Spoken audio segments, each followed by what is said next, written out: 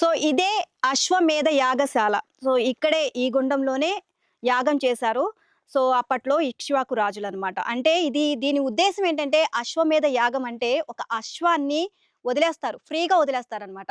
So అది ఎంత దూరం వెళ్తే అంత దూరం వెళ్ళాలనమాట. ఎవ్వరు కూడా దానికి ఆపరు మధ్యలో.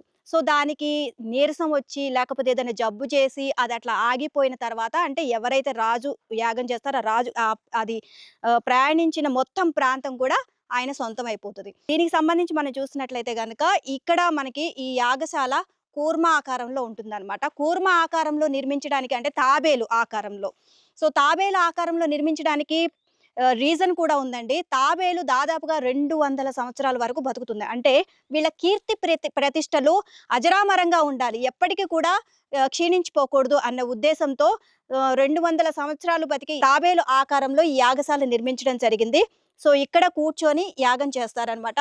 సో ఇది అశ్వమేధ యాగం. అండ్ ఇక్కడ మీరు చూసినట్లయితే ఇక్కడ 3 హోమగుండాలండి ఇవి. ఇవి హోమగుండాలు అంటే చిన్న చిన్న ఉప యజ్ఞాలు చేస్తారనమాట.